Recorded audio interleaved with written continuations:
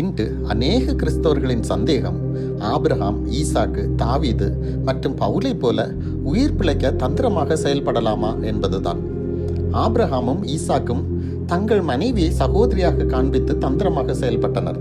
தாவீது உயிர் பிழைக்க காத்தின் ராஜாவான ஆகீசிடம் பைத்தியக்காரன் போல நடித்து தப்பித்து கொண்டான்.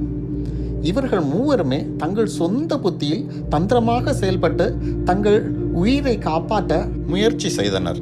தங்களுக்கு அரணாயிருந்த தேவ பாதுகாப்பை மறந்து செயல்பட்டனர். தேவனிடம் விசுவாசமும் நெருக்கமும் உள்ளவர்கள் கூட சில சந்தர்ப்பங்களில் உயிருக்கு பயந்து தந்திர புத்தியை செயல்படுத்தி இருக்கிறார்கள் என்பதை புரிந்து நாம் கவனமாக செயல்பட வேண்டும். இயேசு உள்ளதை உள்ளதென்றும் இல்லாததை இல்லாததென்றும் சொல்லுங்கள் என்று நமக்கு கற்றுத்தருகிறார். ஆம் என்றால் ஆம் என்று சொல்லுங்கள், இல்லை என்றால் இல்லை என்று பதில் சொல்லுங்கள். இயேசுவின் சீஷர்கள் உண்மை தன்மையுடனும் வெளிப்படை தன்மையுடனும் ஒரு உயர்ந்த ஒழுக்க நிலையை கடைபிடித்து வாழ வேண்டும். பவுல் ஆலோசனை சங்கத்தில் நான் பரிசேயன் என்று சொல்லி புத்திசாலித்தனமாக தப்புவித்தான்.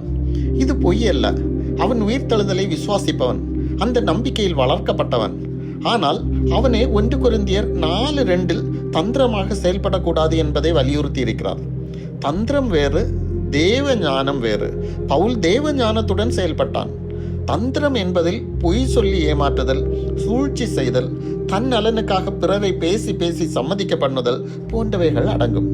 ஆனால் தெய்வீக ஞானம் என்பது அவரது நோக்கத்தை நிறைவேற்ற பகுத்தறிவோடு உண்மையாக செயல்படும் உக்தியை குறிக்கிறது.